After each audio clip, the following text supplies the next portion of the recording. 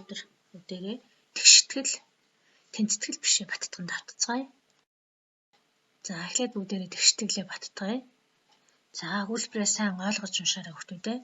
Болд өөртөө байгаа мөнгнөөсөө 4500 төгрөгийн үнэтэй номноос 5-ыг авахад 3800 төгрөг үлдв. Болдод анх хэдэн төгрөг байсан бэ? За тэгэхээр болдод анх байсан мөнгө нь мэддэхгүй байх тийм ээ. Тэндээсээ 4500 төгрөгийн үнэтэй номноос 5-ыг авсан юм байна. Тэгтэл түүнд 3800 төгрөг одоо үлдчихэд байгаа юм байна тийм үү? За тэгээд үйлдвэрээ дахин давтан сайн ойлгож уншаарай. За одоо тэгвэл бүгдээрээ анх байсан мөнгө нь мэддэхгүй байсан учраас ихсээр тэмдэглэе. За тэндээсээ 4500 төгрөгийн үнэтэй номноос 5-ыг авсан учраас 4500-аа 5 дахин ихсгэж авъя. За тэгээд 3800 төгрөг үлдсэн гэсэн учраас тэнцүү өччих гэнэ. За ингэж тэгштэл зохиох нь. За одоо эндээсээ аль үйлдэлийг хийвэл хамгийн хийх ёстой вэ гэдгийг хараарай. За мэдээж хасах үржих хоёрын үрж хөллийг хийх ёстой тийм үү? Тэгвэл 4500-аа 500-аар 5-аараа үржүүлээд хариуг нь 50 22500. За тэнцүү 3800. За одоо хасагдагч нь мэддэхгүй байгаа учраас ямар аргаар болох вэ? Нэмэх аргаар болно тийм ээ.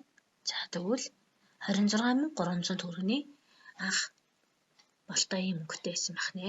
За одоо тэгвэл эндээс шалгаж үзэн тийм ээ. 26300-аас 22800 төгрөгийн үлдсэн байна. За дараагийн бодлого.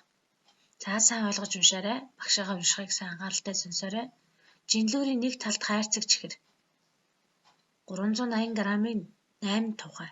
Нөгөө талд нь 3 кг-ийн 3 тухай тавихад тэнцжээ. Хайрцаг чихэр ямар үнэтэй вэ гэж.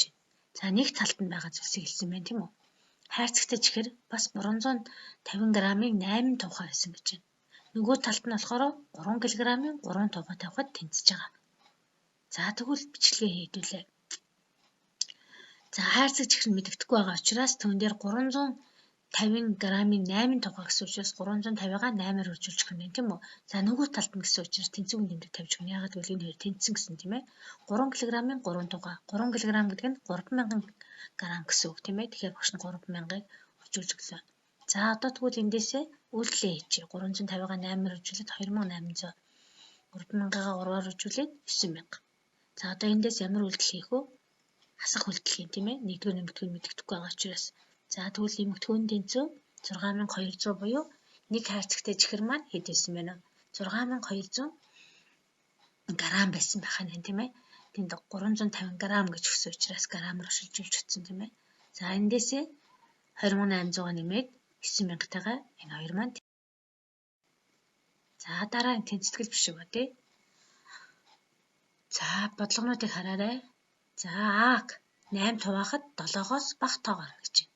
Тийм үү? За тэгвэл 8-ыг авах юм бол 8-ыг 8 хуваагаад 1 7-оос бага тоо гарч байна тийм үү? За тэгвэл дараа нь хэд байх вэ гэдэг ингэж тооцоолж болох нь. За 16 байвал хэд вэ? 2 гарна тийм ээ. 24 байвал 3 гарна. 32 байвал 4 гарна. 40 байвал 5 гарна. 48 байвал. За тэгвэл C-ийн оронд А-гийн оронд 8, 16, 24, 32, 40, 48 гэсэн тоонууд байсан байх тийм ээ. За ингэж утгах нь. За тэгвэл 1, 2, 3, 4 байж болох уу хүүхдүүдээ? За та хэд үзээрэй. За 1, 2, 3, 4 байж болох уу гэж үзээрэй. За дараа нь 100 хуваах нь x.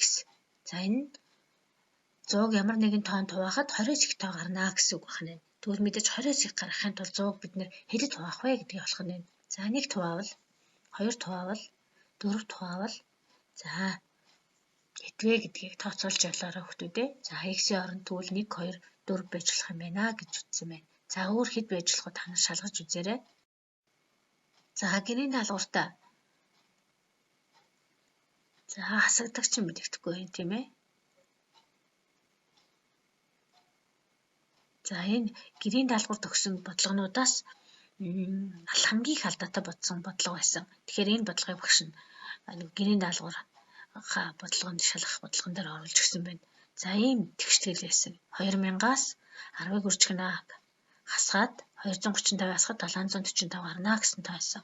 Тэгвэл тэр хасагдагч нь 10-ыг үржих нь учраас хасагдагчаа эхлээд тэмдэглэсэн байна тийм ээ. За тэндээсээ хасагчаа нийлбэрээс ялгуураасаа хасж өгсөн, нэмж өгсөн байна тийм үү? Хасагчаа.